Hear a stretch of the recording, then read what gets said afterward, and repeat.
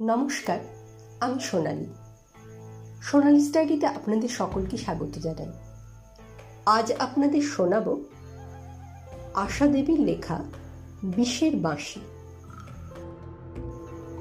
শুরু হচ্ছে বিষের বাঁশি। নির্জন পাহাড়ের একটা হোটেলে বসে আছে সুজন। তাকে দেখে মনে হচ্ছে এখনই একটা কিছু ঘটে গেছে যেন। সমস্ত মুখ তার শুকনো আর পাণ্ডুর হয়ে গেছে, চোখগুলি ঢুকে গেছে কোটরে, চোখে মুখে আতঙ্কের ছায়া। জিজ্ঞেস করলাম, কি হলো আপনার? রাতে কি ঘুমোননি নাকি?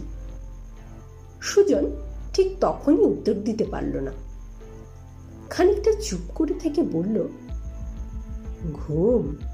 হ্যাঁ, ঘুম তো চোখ থেকে অনেকদিন আগেই গেছে। এবার প্রাণটা যেত, হয়তো বা তাই রক্ষা পেল। কেন? আমি বিস্মিত হয়ে জিজ্ঞাসা করলাম। তবে শুনুন, বলেই সুজন একবার খোলা জানলা দিয়ে বাইরের দিকে তাকালো। বাইরে তখন মরা জ্যোৎস্নায় সমস্ত পাহাড়টা ঝলমল করছে। চারিদিকে থরে থরে পাইন গাছের সারি, রাতের নিথর প্রকৃতি একেবারে নিস্তব্ধ। বাইরে একটা প্রাণের সাড়া পর্যন্ত নেই। দূরে দূরে মিটমিট করছে আলোগুলি। আকাশে কালপুরুষের তরবারি যেন ঝলসে ঝলসে উঠছে। সুজন শুরু করল, এই যে পাহাড় দেখছেন, এর চারিদিকে ঘন অরণ্য। আমি এখানে এমনি আসিনি। আমার সঙ্গে আরো 3 জন বন্ধু আছে। তারা বাইরে লনে বসে। আমরা অনেক দিন আগে খবর শুনি আমাদের পাড়ার এক ভদ্রলোক একটা ম্যাপ পেয়েছে, তাতে অনেক গুপ্তধনের খবর আছে। বলি সুজন চুপ করল, একটু হাসল, তারপরে বললে, ভদ্রলোক আমারই কাকা। তিনি বিয়ে টিয়ে করেননি, এইসব অসম্ভব জিনিস নিয়েই আছেন। একটা রাতে তিনি আমাকে ডেকে বললেন, সুজন, আমার কাছে একটা জিনিস আছে, এটা আমি তোমার কাছে দিয়ে গেলাম। কাল আমার দেহে আর প্রাণ থাকবে না, কাজেই আজই তোমাকে এটা দিয়ে যাচ্ছি। তোমার বিশ্বস্ত 2-1 বন্ধুকে নিয়ে আজই সকালে সূর্য ওঠার আগে তুমি এখান থেকে চলে যাবে, নইলে তুমিও বাঁচবে না। আমি তার কথা মতো আমার 3 জন বিশ্বস্ত বন্ধুকে নিয়ে বেরিয়ে পড়লাম। পথে পরের দিন খবরের কাগজে দেখলাম বিমান রায় নামে এক ভদ্রলোকের আশ্চর্যভাবে মৃত্যুর সংবাদ। আমরা ম্যাপটা দেখে দেখে এই পাহাড়ি জায়গায় এসে পড়ি। তারপর একটা ছোট পাহাড়ের উপরে একটা নির্জন হোটেল বেছে নিয়ে বেরিয়ে পড়ি গুপ্তধনের সন্ধানে। বলি সুজন খানিকটা দম নিল। আমি অবাক হয়ে শুনতে লাগলাম। পরদিন ওই দূরে যে ভাঙা বৌদ্ধ মন্দিরটা দেখতে পাচ্ছেন, ওটার উদ্দেশ্যে রওনা হলাম। পাহাড়ের মজাই হচ্ছে পাহাড়কে সামনে থেকে যত কাছে আছে বলে মনে হবে, তাতে উঠতে গেলে দেখবে দূরত্ব অনেক বেশি বেড়ে গেছে। সুতরাং আমার 3 বন্ধু আর আমি সকালবেলাতেই কিছু শুকনো প্যাকেটের খাবার নিয়ে রওনা হয়ে পড়লাম। রওনা হয়েই বুঝলাম যা ভেবেছি তা নয়। পাহাড়টাকে যত কাছে মনে হয়েছে, ওটা তত কাছে তো নয়, বরং দারুণ দূরে, এবং পথ অত্যন্ত দুর্গম। কিন্তু আপনি হয়তো জানেন না, আমার জেদ ভয়ানক বেশি। যদি কিছু আমি করব ভাবি, তবে করেই ছাড়ব। সুতরাং দূরত্ব দেখে ভয় পেলে চলবে না। আমরা এগিয়ে চলতে লাগলাম। আর সুজনের মুখে চোখে যেন ভয়ের ছায়া পড়ল। সে মাঝে মাঝেই কেঁপে কেঁপে উঠতে লাগলো। পথটা সাংঘাতিক পেছল আর শ্যাওলা ধরা। জায়গাটা দেখেই বোঝা যায় এ পথে এর আগে আর কেউ হাঁটেনি। আমরা হোঁচট খেয়ে শীতের ঝোড়ো বাতাসে প্রায় জমে যেতে যেতে এগিয়ে চললাম। এটাই আশ্চর্য, আমরা যখন চলতে শুরু করলাম সঙ্গে সঙ্গেই শিলাবৃষ্টি শুরু হলো। আমরা এক ভাঙা নির্জন কুটিরে গিয়ে আশ্রয় নিলাম এবং ঠিক করলাম আর যাব না, ফিরে যাই। এবং আশ্চর্য, সঙ্গে সঙ্গেই ঝড় বৃষ্টি থেমে গেল। তখন আমরা স্পষ্টই বুঝলাম এর সঙ্গে অন্য কিছুর একটা গভীর সম্পর্ক আছে, যেটা কোনো অলৌকিক ব্যাপার। সুতরাং এ রহস্য ভেদ করতেই হবে। আবার আমরা চলতে শুরু করলাম। ঝড় আর শিলাবৃষ্টিও চলল সঙ্গে সঙ্গে। দীর্ঘ 3 দিন অনাহারে অনিদ্রায় পথ চলতে চলতে আমরা সেই বৌদ্ধ মন্দিরে এসে পৌঁছলাম।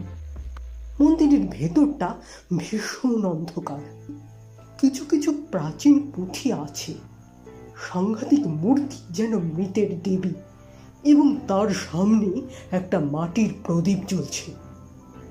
আমরা তারই আলোতে একটি অপূর্ব কারুকার্য খচিত বাক্স দেখতে পেলাম এবং ঘরে নেবার মতো আর কিছু না দেখে ওটাই নিয়ে বেরোবার সঙ্গে সঙ্গে একটা কালো ছায়া ঝড়ের বেগে গাছপালা ভেঙে আমাদের পিছনে ছুটে আসতে লাগলো। আমরা প্রাণপণে ছুটতে লাগলাম। খানিকটা ছুটে পথের মাঝখানে একটা হঠাৎ মালবাহী ট্রাক পেয়ে তাতে করে হোটেলে ফিরে এলাম।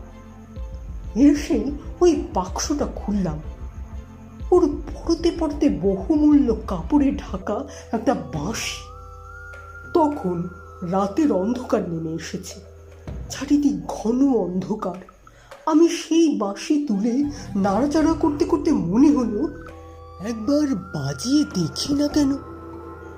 বাঁশিটা যে বাজালাম সঙ্গে সঙ্গে তার মধ্যে থেকে একটা তীব্র কান্নার আওয়াজ বের হলো এবং সঙ্গে সঙ্গে পাহাড় জঙ্গল লোকালয় পেরিয়ে কে যেন ছুটে এসে ঘরের ভেতরে আছড়ে পড়ে কি যেন খুঁজতে লাগলো।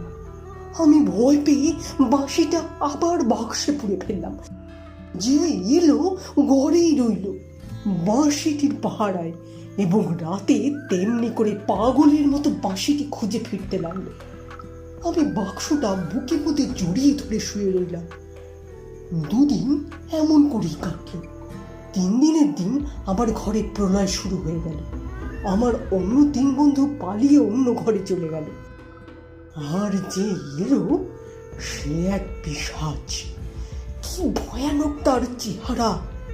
আমার এখনো বুকের ভিতর কাঁপছে। সে বাক্সটা ছিনিয়ে নিতে চেষ্টা করলো, কিন্তু আমাকে কায়দা করতে না পেরে অন্ধর আগে ঘরের ভিতর সবকিছু ভেঙে গুঁড়ো গুঁড়ো করে দিল। পরদিন সকালে কোথা থেকে এক লামা এলো হোটেলে। সে বলল, আপনি বাঁশি বাজিয়ে পিশাচ ডাকলেন, এক্ষুনি ও বাক্স ঝর্ণার জলে ফেলে দিয়ে আসুন, নইলে আজই আপনার শেষ রাত। আমিও আর সহ্য করতে পারছিলাম না। বন্ধুরা বললে, চল ওটা ঝর্ণার জলে ফেলে দিই, নইলে আমাদের তোকে হারাতে হবে। আমরা বাক্সটা নিয়ে চললাম, আর ঝড়ের মধ্যে দিয়ে দীর্ঘদেহ ঝড়ের মেঘের মতো এক কালো কঙ্কাল আমাদের সঙ্গে সঙ্গে ছুটে এলো। আমি কিছু দূর যেতেই সামনে যে ঝর্ণাটা পেলাম তাতেই বাক্সটা ছুঁড়ে ফেলে সেখানেই জ্ঞান হারালাম। আজ 5 দিন পর আপনি আমাকে দেখছেন। পরে শুনেছি ওটা এক পিশাচ সিদ্ধ তান্ত্রিক লামার সম্পত্তি। ও বাঁশি যার কাছে থাকে তারই সর্বনাশ হবে। আমার কাকা জানতেন না ওই পিশাচের হাতেই তার প্রাণ গেছে। এবার আমি এটা নিশ্চিতভাবেই বুঝেছি আমারও প্রাণ যেত। আপনি জানেন না কিরণবাবু, ও বাঁশির মধ্যে যেন জাদু আছে। কিছুতেই ওকে ছাড়তে ইচ্ছা করে না, কিন্তু না ছাড়লে আমার প্রাণ যাবে, তাই বাধ্য হয়ে ছাড়তে হলো। আমি স্তব্ধ হয়ে শুনছিলাম। বললাম, আপনি চলে যাবেন? সুজন বললে, হ্যাঁ, বন্ধুরা গাড়ি ডাকতে গেছে, গাড়ি এসে পড়ল বলে আমি এখনই চলে যাব। পৃথিবীতে এখনো এমন অনেক জিনিস আছে কিরণবাবু, যার হদিশ আমরা এখনো জানি না, এবং তাদের সব কিছু বুদ্ধি এবং বিজ্ঞান দিয়ে ব্যাখ্যা মেলে না। আচ্ছা, আমি যাই, আমার গাড়ি এসে গেছে। টলতে টলতে সুজন ছায়ার মতো ঘুরে ঘুরে পাহাড়ি পথ দিয়ে নেমে চলল। আমি উঠে পড়লাম। আমার অন্য হোটেল, সেখানে রাত হবার আগেই আমাকে ফিরতে হবে। শেষ হলো বিষের বাঁশি। গল্পটি শুনতে যদি আপনাদের ভালো লেগে থাকে তাহলে লাইক, শেয়ার এবং সাবস্ক্রাইব করে দেবেন আমার চ্যানেলটিকে। আর আপনাদের মূল্যবান মতামত অবশ্যই জানাবেন কমেন্ট বক্সে। ধন্যবাদ সকলকে। ফিরে আসছি সামনের শনিবার এমনই একটি নতুন গল্প নিয়ে।